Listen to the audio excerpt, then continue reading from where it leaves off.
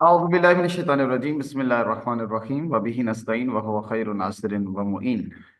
فہم قرآن بزبان قرآن کے عنوان سے جو ہمارے موضوعات کی اور ان کلاسز کی وضاحت جاری و ساری ہے، اسی کو ادامہ دیتے ہوئے موضوع دیگر جس کی وضاحت ہم کوشش کریں گے آج کی اس کلاس میں مکمل کرنے کی، اور وہ ہے مفہوم قرآن عبادت، عبدیت یا بندگی جس کا ترجمہ کیا جاتا ہے، یا عبدیت جو قرآن کریم میں مختلف مقامات پر خداوند متعال نے پکارا ہے کہ یا ایھا العباد یا عبادی الذین، یا مختلف جگہوں پہ جو قرآن کریم نے اسلوب استعمال کیا ہے بعنوان عبد، انسان کو ندا دینے کا یا انسان کو اس انداز سے خطاب کرنے کا، اس لفظ اب سے نکلا ہے عبادت۔ اور ہم جو عبادت کو انجام دیتے ہیں، نماز روزہ، یا ہم نے جو ایک اپنا کنسپٹ بنا رکھا ہے عبادت کا، اور قرآن اس عبادت کے کنسپٹ کو کس انداز سے اپنی اس ٹرمینالوجی میں پیش کرتا ہے ہمارے لیے، آئیے ہم کوشش کرتے ہیں آج کی اس کلاس میں اس موضوع کو سمجھنے کی بابت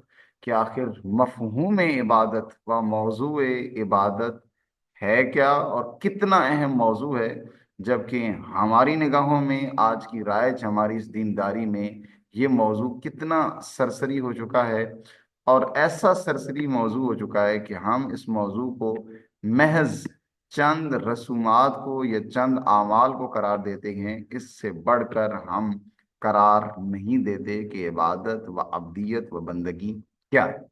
آئیے ذرا اس رم سے پردہ اٹھانے کی کوشش کرتے ہیں۔ سب سے پہلے وہ جو رائج مفہوم ہم سب کے ذہنوں میں اس عبادت کے متعلق ہے، وہ یہ ہے کہ بھائی عبادت سے مراد نماز، روزہ، حج، زکوٰۃ اور اس سے متعلقہ یہ مستحبات کی ادائیگی، اس سے مراد عبادات ہیں، اور جو مومن یہ انجام دیتا ہے وہ حقیقی عبادت گزار بھی ہے، حقیقی عبد ہے، اللہ کا کہلائے گا۔ جو مثلا بھی ماہ رمضان المبارک ہے، تو جو مومن زیادہ سے زیادہ نمازیں پڑھے گا اور مکمل روزے رکھے گا، زیادہ سے زیادہ قرآن کریم کی تلاوت کرے گا، تلاوت وہ نہیں جو ہم نے مفہوم بیان کیا، تلاوت کا مطلب قرأت کرے گا، پڑھے گا، زیادہ سے زیادہ جو قرآن کی ختم کرے گا، اس کو کہا جائے گا کہ یہ حقیقی عبادت گزار ہے اور حقیقی عبد ہے، جبکہ یہ حقیقی معنی عبدیت کا و عبادت کا نہیں ہے، یہ وہ رائج معنی ہے جس رائج معنی کی وجہ سے بہت سارے لوگ عملی طور پر دین سے دور ہو چکے ہیں۔ کیوں؟ چونکہ دین کی یہ تفسیر کی گئی ہے کہ دین نام ہے عبادات کا، عبادات آپ انجام دیں، اگر آپ نے 5 ٹائم پہ نماز پڑھی ہے، رمضان المبارک کا روزہ رکھا ہے، تو آپ مومن ہیں اور آپ جنت کی مستحق ہیں حتماً۔ اس کے علاوہ آپ نے اگر کوئی کام نہ بھی کیا، معاشرہ بگاڑ کا شکار ہے، آپ بھی اس میں کردار ہے آپ کا، یا آپ خاموش بیٹھے ہیں پھر بھی آپ سے نہیں پوچھا جائے گا، آپ جنت میں جائیں گے۔ معاشرے میں آپ نے کچھ بھی کیا ہے، غلط کیا ہے، یا آپ کے سامنے غلط ہوا ہے اور آپ خاموش رہے، امر بالمعروف و نہی عن المنکر، یہ سب کچھ اس کا تعلق آپ کی عبادات کے ساتھ نہیں ہے۔ عبادت نام ہے، نماز پنجگانہ، روزہ، حج اور اس طرح کے زکوٰۃ کی ادائیگی کا، اور یہ وہ مفہوم بنا ہے جو آج الحاد یا ایتھیزم یا اس قسم کے سیکولر طبقات نے اس دین کو تنقید کا نشانہ بنایا، اور دین کو محض عبادت کا عنوان قرار دے کر اس دین کے متعلق منفرد قسم کی ایک ذہنیت بنی ہے۔ تو وجہ دین کا مطالعہ کرنے کا دو منابع ہوتے ہیں، ایک اس دین پر عمل پیرا کرنے والے عمل پیرا افراد، اور دوسرا دین کے منابع۔ دین کے منابع کی طرف رجوع کر کے بہت شاذ و نادر نادر لوگ ہیں جو دین کے متعلق حقیقت معلوم کرتے ہیں، جبکہ اکثریت و بالعموم ان لوگوں کی ہے جو کسی دین کے بارے میں رائے قائم کرنی ہو تو اس دین کے پیروکاروں کی عملی منہج اور ان کے اصول زندگی سے اس مکتب کی زیادہ وضاحت ہوتی ہے۔ اور آج عملی طور پر دیندار دین نام قرار دیتے ہیں عبادتوں کو، اور عبادت نام ہے چند اعمال کا، جبکہ یہ عبادت کا مفہوم نہیں ہے۔ جب یہ وہ رائج عبادت کا مفہوم پھیلا ہے، تو سب سے پہلے سوال تو یہ اٹھنا چاہیے کہ یہ عبادت کا مفہوم کیوں قرار دیا گیا؟ یہ کس نے قرار دیا کہ دین نام ہے عبادات کا؟ ان دین کا مقصد ہی دراصل عبادت ہے، اللہ کی عبادت انجام دینا، تو یہ وہ مراد دیا گیا۔ اور عبادت کا مطلب ہی کیا ہے؟ عبادت کا مطلب ہے اللہ کی پوجا، نعوذ باللہ، جیسے ایک بھگوان کی پوجا کی جاتی ہے، اور بھگوان کی مورتی کو سامنے رکھ کر اس کو خوش کرنے کے لیے آپ وہ جس طرح ہندو دودھ چڑھاتے ہیں اور اس طرح کی رسومات انجام دیتے ہیں، تو ہمارے ہاں بس وہ یہ کہ دودھ کی رسم نہیں ہے اور اس طرح کی رسمیں نہیں ہیں، بس یہاں ہمارے یہاں یہ ہے کہ وہ نماز ہے اور وہ کوئی 3 رکعت ہے، کوئی 4 رکعت ہے، کوئی 2 رکعت ہے، اور یہ نماز پڑھ لی اگر آپ نے، یہ روزہ رکھ لیا تو اللہ میاں آپ کا خوش ہو جائے گا، اور اس کے علاوہ آپ کو کسی اور چیز کی ضرورت نہیں ہے، یہی آپ کی دینداری ہے۔ یہ تباہی ہے دینداری کے نام پہ دھبا ہے، عبادات کو محض دین قرار دینا، اور عبادات بھی صرف نماز روزہ اور ان چند چیزوں کو قرار دینا۔ اور نتیجہ کیا بنا ہے اس کا؟ جو دو بھیانک ترین نتیجے ہیں، ایک یہ ہے کہ اسلام کی بنیاد ہی یہی قرار دے دی گئی، لا الہ الا اللہ، جس کے ذریعے سے کوئی اسلام مومن دین میں داخل ہوتا ہے، وہ کیا ہے؟ لا الہ الا اللہ۔ لا الہ کا معنی کیا کرتے ہیں؟ لا الہ کا معنی کرتے ہیں کہ کوئی معبود نہیں سوائے اللہ کے۔ اب الہ کا معنی، جس الہ کا معنی ہے فرما روا، حاکم، حکم دینے والا، حکومت کرنے والا، مطلق العنان ملکیت کا حامل و حاکم، اور حکم جاری کرنے والا، جب آپ نے اس مفہوم کو ہٹا کے مسخ کیا تو معنی کیا بنا دیا؟ آپ نے معنی کیا ہے الہ کا معنی یہاں پہ معبود ہے، اور معبود کون؟ جس کی عبادت کی جائے وہ معبود کہلاتا ہے۔ اور عبادت کیا؟ عبادت معنی پوجا کے، دن کے 5 وقت آپ اللہ کی پوجا کر کے نعوذ باللہ اللہ کو آپ خوش کریں، یہ آپ نے عبادت انجام دی ہے۔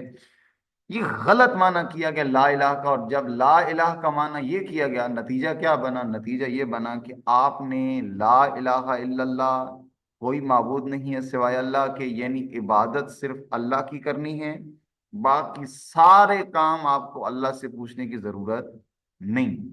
آپ اپنا معاشی نظام بنائیں، جیسے بھی کمائیں، اللہ سے پوچھنے کی ضرورت نہیں۔ اپنے رسم و رواج انجام دیں، کلچر بنائیں، ثقافت بنائیں، اللہ سے پوچھنے کی ضرورت نہیں ہے۔ اپنا ملکی سیاسی نظام بنائیں، ووٹ دیں، نظام بنائیں، اس میں آپ کو اللہ سے پوچھنے کی ضرورت نہیں۔ کیوں؟ چونکہ اللہ کو آپ نے معبود قرار دیا ہے، عبادت کے لائق، پوجا کے لائق، باقی لائق کسی کام کے نہیں چھوڑا۔ نتیجے کے طور پر آج یہ دین ہے جو آج ہمیں ملا ہے، جو صرف لسی ہے، جس کی کریم نکال گئی، جس کا مکھن نکال لیا گیا، اور چند عبادات کو دین قرار دے کر ہمیں سپرد کر دیا گیا کہ بھائی بس آپ کی اس نماز روزے سے کسی کو خطرہ نہیں ہے، بھرپور طریقے سے پڑھی جاؤ، اس میں آپ کو کسی قسم کی کوئی جو ہے وہ قدغن نہیں ہوگی۔ اور جو دوسری بڑی تباہی مچی گئی، وہ مقصد خلقت انسان کا یہی قرار دیا گیا کہ انسان آیا ہی دراصل نماز روزے اور حج کے لیے ہے، اس کے علاوہ اس کا کوئی کام نہیں۔ کیوں؟ جب پوچھتے ہیں کہ یہ کہاں سے مطلب ملا، وہ کہتے ہیں قرآن کریم کی آیت ہے، وما خلقت الجن والانس الا لیعبدون، کہ ہم نے جن و انس کو پیدا ہی نہیں کیا مگر یہ کہ عبادت کے لیے۔ اچھا، عبادت کا معنی یہاں کریں گے اور اسلام کی بنیاد کو آپ یہ تباہ کر دیں گے تو نتیجہ کیا نکلے گا؟ آج موجودہ عملی صورتحال ہماری اس بابت عکاس ہے، جو آج ہم انفرادی طور پر اور اجتماعی طور پر جس ذلت اور جس پستی کو اختیار کر لیا ہے، بنیادی وجہ یہ دینداری ہے، جس میں عبادت عین دین ہے، عبادت حقیقی عبادت نہیں، رسمی عبادت، توہماتی عبادت، چند ہندوؤں کی طرح پوجا کے اوپر مشتمل اعمال کو عبادت کا نام رکھ کر ہم نے اس کو عین دین قرار دے دیا، اور آج باقی ہر چیز میں تباہی ہے۔ اور تباہی کے اثرات ذرا ملاحظہ کیجیے گا، یہ اس دینداری کے اثرات میں سے ایک دینداری کے اثرات یہ کہ حرام خوری۔ جب آپ صرف دین عبادت قرار دیں گے محض، اور مسجد میں جائیں گے اور 5 وقت کی نماز پڑھ کے مسجد میں جائیں گے، اب میں اس کی مثال دیتا ہوں، جیسے آج ماہ رمضان میں ہو رہا ہے، اب ماہ رمضان میں کتنے لوگ، ہر دوسرے تیسرے بندے کی خواہش ہے میں مسجد میں جا کے نماز پڑھ، لیکن نماز پڑھ کے وہ اپنی ریڑھی پہ آ کے، اپنی دکان پہ آ کے حد درجہ 2 نمبری کر رہا ہوگا، حد درجہ وہ مہنگائی کر رہا ہوگا، حد درجہ اس کے اندر ملاوٹ کر رہا ہوگا، دودھ ہوگا آپ کو مزید جو ہے وہ ملاوٹ کا شکار ملے گا۔ یہ اتفاق ہوا دودھ لینے کا، میں کہ یار میں رمضان میں تو کیا پتا یہ کم ہوگا، یہ کم از کم دودھ ڈالنے والا کام، 2 3 دکانوں پہ گئے، حیرت کی انتہا نہ رہی کہ وہاں پہ ڈبل ٹرپل، کہ شاید جس طرح ماہ رمضان میں ثواب کئی گنا بڑھ جاتا ہے، شاید پانی ڈالنے سے ثواب جو ہے وہ بڑھ جائے گا. لوگوں نے ویسے بھی گھر جا کے پانی ڈالنا ہے چائے بنانی ہے، تو ہم آلریڈی ان کی زحمت ختم کیے یہ کام پہلے ہی اپنی دکان پہ کر دیتے ہیں. اب یہ وہ حرام خوری کے کنسپٹ ہیں جو آج ہمارے معاشرے میں پیدا ہو چکے ہیں. یعنی نماز پڑھو، باقی معاملات کے بارے میں چونکہ حکم ہے کوئی نہیں. اللہ نے کہا ہے کہ آپ عبادت کے لیے، عبادت میں نے انجام دے دی ہے 5 وقت کی نماز، باقی میں جو مرضی کروں اس کے لیے مجھے دین سے پوچھنے کی ضرورت نہیں ہے. حق تلفی دوسرا بڑا کام. آج حقوق العباد کا ستیہ ناش ہو چکا ہے ہمارے ملک میں، معاشرے میں. ہر دوسرا تیسرا حاجی، ہر دوسرا تیسرا نمازی کسی دوسرے مومن کا حق ضائع کرتے ہوئے، حق تلفی کرتے ہوئے کتراتا ہی نہیں. اب میں اس وقت جب ریکارڈنگ کر رہا ہوں، میں کمرے میں بیٹھا ہوں، اسی وقت باہر گلی کے اندر ہر 2 منٹ بعد ایک گزر رہا ہوتا ہے، پاپڑ والا، فلاں والا، فلاں والا، اور فل سپیکر لگائے ہوئے، ریڈیو کے اوپر اونچے اونچے سپیکر لگائے ہوئے. کسی کو خیال نہیں ہے کہ یہ جو لوگ گھر میں ہیں، کوئی سو رہا ہے، کوئی کیا کام کر رہا ہے، ان کی صحت کیا ڈسٹرب ہوگی، ان کی طبیعت کا کیا حال ہوگا. نہ، اس طریقے سے روڈ پہ جا رہے ہوتے ہیں، اسی طریقے سے دکان پہ ہوتے ہیں، بازار میں ہوتے ہیں، حتیٰ اپنے معاملات میں، اپنی نجی زندگی میں جزیات تک لے جائیں. حقوق العباد کی تباہی ہو چکی ہے. اور یہ وہ چیپٹر ہے، یہ وہ سبق ہے جو ہمیں پڑھایا ہی نہیں گیا. ہم یہ حقوق حقوق کے نام پہ اتنی تباہی پھیر رہے ہیں جس کا ہمیں اندازہ نہیں ہے. اور اللہ نے حقوق اللہ معاف کر دینے ہیں، لیکن حقوق العباد معاف نہیں کرنے، جس میں بندوں کے حقوق ہیں، جس میں کسی اور بندے کا آپ نے حق ضائع کیا ہے. یہ وہ حقوق ہیں جو ہم ضائع کر رہے ہیں، اور کثرت کے ساتھ ضائع کر رہے ہیں. نماز پڑھتا ہوں میں اور کسی اور بندے کا حق بھرپور ضائع کر دیتا ہوں. مجھے کوئی جاب ملی ہوئی ہے، میں موبائل پہ سارا دن لگا رہتا ہوں، میں کوئی اس طرح کے کام میں لگا رہتا ہوں جو میری اصل ذمہ داری ہے، میں اپنی اس اصل ذمہ داری کو انجام نہیں دیتا. یہ حق تلفی ہے، حق ضائع کیا آپ نے جس کے آپ کو پیسے مل رہے تھے. یہ وہ حرام خوری اور حق تلفی کی وہ چیزیں ہیں جو ہمارے لیے حلال ہو گئی ہیں.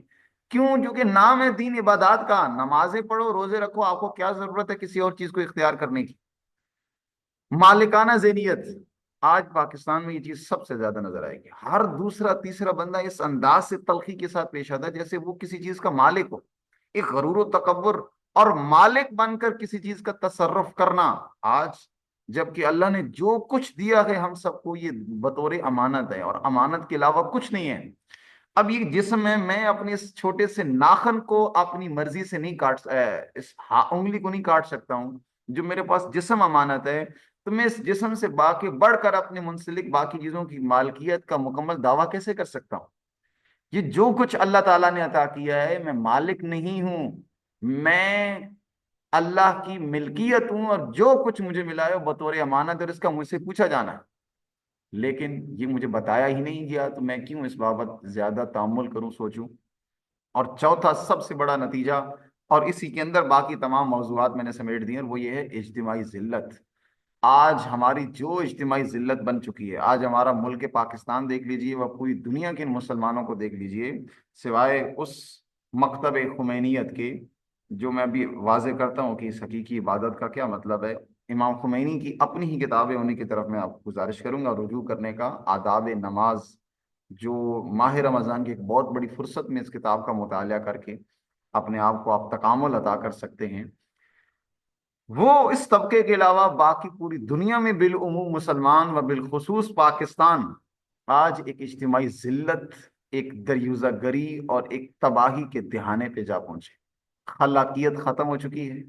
آپ کو کسی فن میں، کسی فیلڈ میں آگے جانے کی ضرورت نہیں ہے. دیندار، جو دیندار ہے نا، باقی سیکولر طبقات پاکستان میں واقعی اس لیول پہ جا چکے ہیں، لیکن دیندار طبقہ وہ چونکہ دین نے اس کو قید کر رکھا ہے، دین نام ہے عبادات کا، اس سے آگے بڑھ کر آپ کو کچھ سوچنے کی ضرورت نہیں ہے. اور آج ہمارا ملک جس حالت سے دوچار ہے، ہم اجتماعی طور پر، معاشرتی طور پر، آج ہمارا معاشرہ کتنا بگاڑ کا شکار ہے. آئے روز جو کچھ زنا کے، فساد کے اور تباہیوں کی اور ایسی پراشوب کیفیت جو ہمارے معاشرے میں جنم پا رہی ہے، ایسے میں کوئی آواز بلند نہیں کرتا. کیوں؟ کیونکہ علماء کہتے ہیں کہ بھئی ہماری ذمہ داری نہیں ہے. کیوں بھائی ذمہ داری کیوں نہیں ہے آپ کی؟ کیونکہ ہماری ذمہ داری ہے نماز روزہ، پروفیشن. مسجد میں میرا کام ہے نماز پڑھنا اور جنازے پڑھانا، نکاح پڑھانا. اس پروفیشن کے علاوہ میرا کوئی اور کام نہیں ہے. آج ہر چیز جیسے ایک پروفیشن اختیار کر چکا ہے نا. جیسے موچی کا کام ہے جوتے سلائی کرنا یا جوتے بنانا، یہ اس کا پروفیشن ہے۔ نائی کا پروفیشن ہے بال کاٹنا، حجامت کرنا۔ اسی طریقے سے ایک پروفیشن مولوی پروفیشن بھی بن چکا ہے، وہ یہ ہے کہ آپ کا کام ہے صرف نماز روزہ۔ بلکہ چند دن پہلے، بلکہ پچھلے رمضان میں سمر ٹی وی پہ پوچھا اینکر نے کہ ایک عالم دین کی کیا ذمہ داری ہے، تو اس بزرگوار نے یہی بتایا کہ ہمارا کام ہے نماز پڑھانا 5 ٹائم کی، ہمارا کام ہے نکاح پڑھانا، ہمارا کام ہے جنازے پڑھانا۔ اس طرح کے 3 4 کام لیے کا اتنے بڑے فرائض ہم نے پورے معاشرے کے سمیٹے ہوئے ہیں، تو اس سے بڑی اور ذمہ داری ہم کیا ادا کر سکتے ہیں؟ یہ وہ تباہی ہے، یعنی یہ منبع اس کا بیک گراؤنڈ کیا ہے؟ بیک گراؤنڈ یہ ہے کہ عبادت عنوان قرار دے دیا گیا، اس کے علاوہ آپ کو کسی اور عمل کو انجام دینے کی ضرورت نہیں ہے۔ اپنے معاشرے کی اصلاح، امر بالمعروف نہی عن المنکر، اس معاشرتی بگاڑ کے مقابلے میں پل باندھنا، آپ کو اپنی آواز نکالنا، نہ وہ عالم کے فریضے نہیں ہے۔ جبکہ رسول دو عالم نے فرمایا ایسے عالم پر لعنت ہے۔ وہ حدیث کی مجھے مفہوم یاد نہیں ہے کہ اگر کسی عالم کے زمانے میں بدعتیں پیدا ہو جائیں اور وہ عالم دین خاموش رہیں، وہ اللہ کے عذاب کا مستحق ہے۔ اور آج ہم ایسا عذاب دامنگیر کیے ہوئے ہیں، اور ہم نے سمجھا ہوا ہے کہ تراویحیں پڑھ دینے سے، قضائے نماز عمری کر دینے سے اور چند تسبیحات اور عبادات کا انجام کر دینے سے ہم مقصد میں کامیاب ہیں، جبکہ تباہی کے دہانے پہ جا پہنچے۔ بنیادی وجہ اس دین کی مہجوریت کی بنیادی وجہ میں یہ 2 بڑے عوامل ہیں۔ ایک، اسلام کی بنیاد معبود الہی قرار دے دی گئی کہ اللہ کے علاوہ کوئی معبود نہیں، یعنی عبادت اللہ کی کرنی ہے، باقی آپ کچھ بھی کریں، آپ کو کسی بھی معاملے میں اللہ سے یا دین سے پوچھنے کی ضرورت نہیں ہے۔ مقصد خلقت عبادت قرار دیا گیا، مقصد خلقت اس کے علاوہ بتایا ہی نہیں گیا کہ تم نے کرنا کیا ہے، زندگی کا مقصد کیا ہے۔ البتہ میں گزارش کروں گا برادران سے، اب آپ سے، کہ مقصد خلقت کی بابت ہم نے انتہائی ڈیٹیل کے ساتھ ابھی دین کیوں ضروری ہے کی کلاسز میں اس مطلب کو ڈسکس کیا ہے، اور اس سے قبل بھی آپ کو اسی چینل پہ ویڈیوز مل جائیں گی، باقاعدہ پلے لسٹ پہ آپ جائیں گے تو وہاں آپ کو فلسفہ دین، انسان شناسی اور دین کیوں ضروری ہے کے عنوان سے وہاں پہ آپ کو موضوعات مل جائیں گے، جن کو آپ سن کر اس موضوع کی تشریح کر سکتے ہیں۔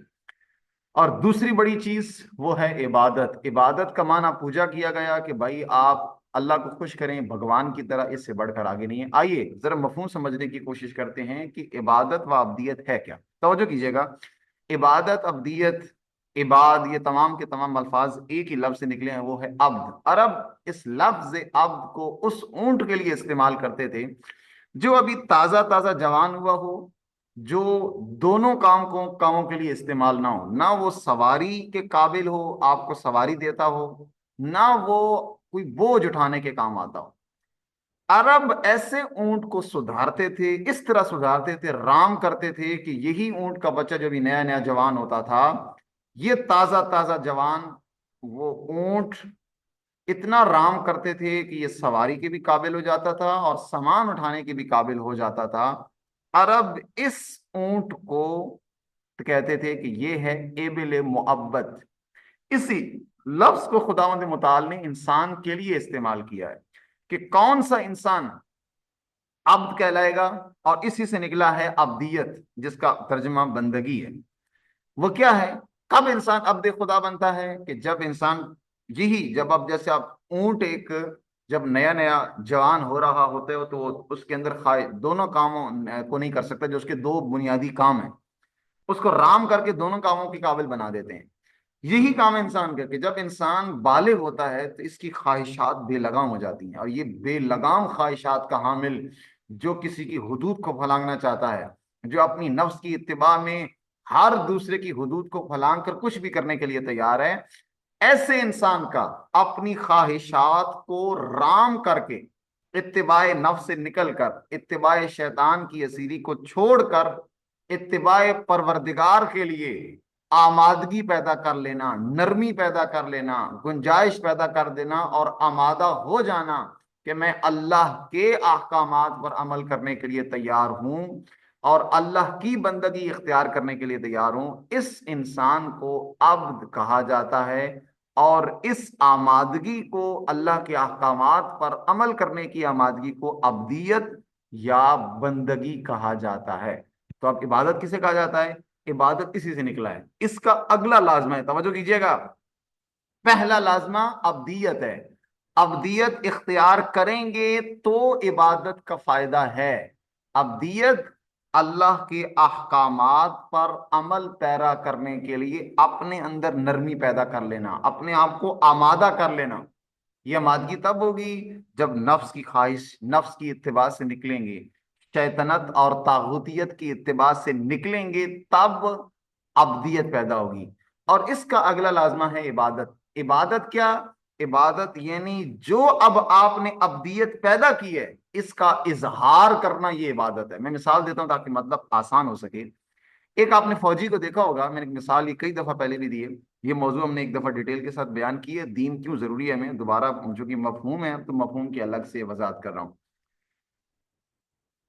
فوجی ہے ایک، اس کا اصل کام ہے ملک کی سرحدوں کا دفاع کرنا، ملک کی سرحدوں کا خیال رکھنا اور ملک کی باؤنڈری لائن کا دفاع کرنا۔ اب یہ کسی ملک کی آئیڈیل فوج کی بات ہو رہی ہے، اگر آپ اپنے ملک کی فوج، کہیں اور آپ کا ذہن چلا جائے گا، ہم اس آئیڈیل ملک کی فوج کے بارے میں بات کر رہے ہیں۔ تو ایک فوج کا کیا کام ہے؟ ایک فوجی کا کام ہے ملک کی سرحدوں کا دفاع کرنا، کوئی چیز باہر سے نہ آئے اور کوئی چیز غیر قانونی طور پر اندر سے باہر نہ جائے، ملک کی سرحدوں کا دفاع کرنا ایک فوجی کا کام۔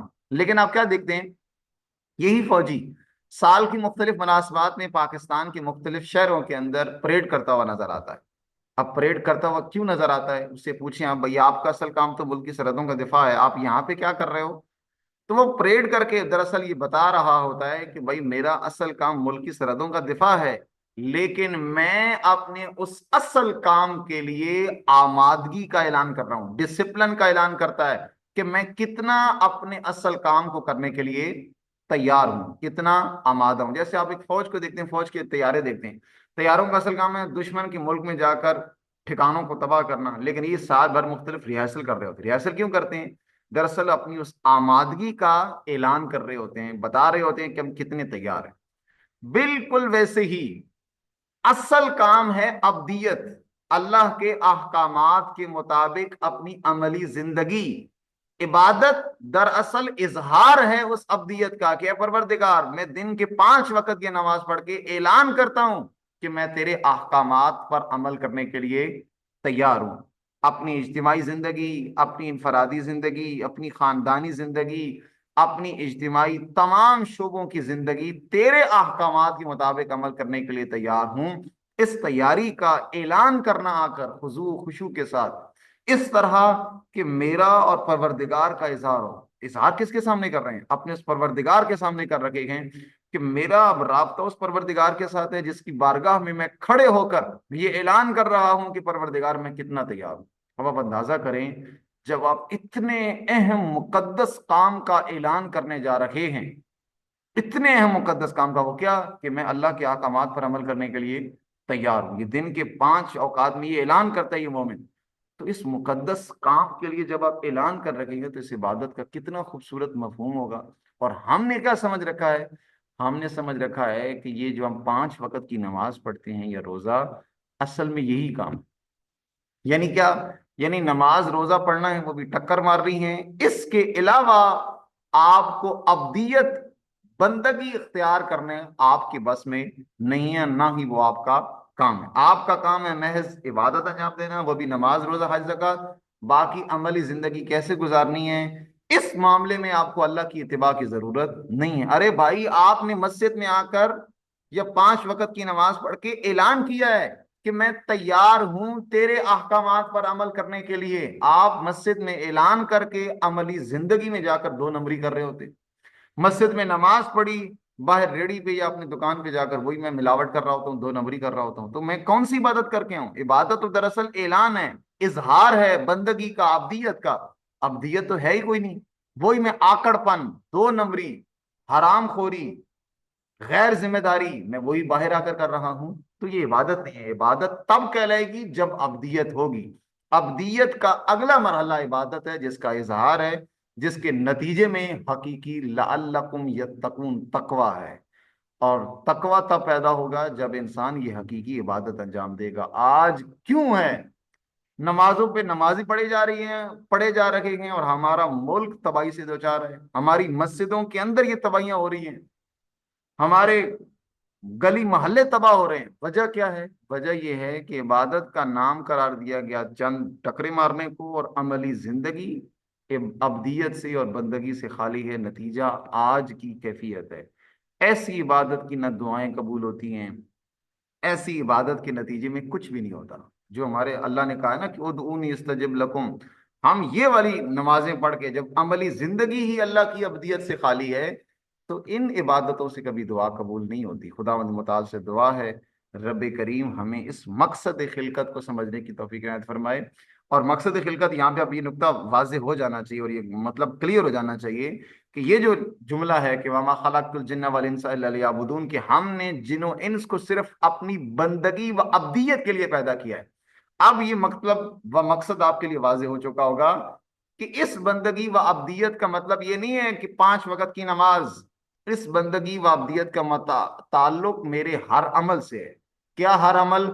کہ میں ہر اپنا عمل اللہ کے حکم کے مطابق بجا لاؤں، یہ دراصل ابدیت ہے، یہ بندگی ہے جس کا مجھے اختیار کرنے کا یا کرنے کا حکم دیا گیا ہے، اور اس عبادت کے نتیجے میں میرے اعمال کی قبولی ہے۔ خداوند متعال ہم سب کی عبادات کو قبول و منظور فرمائے۔ آج کی گفتگو اتنا ہی، انشاءاللہ تعالی یہ موضوع جاری و ساری ہے وضاحت کے ساتھ۔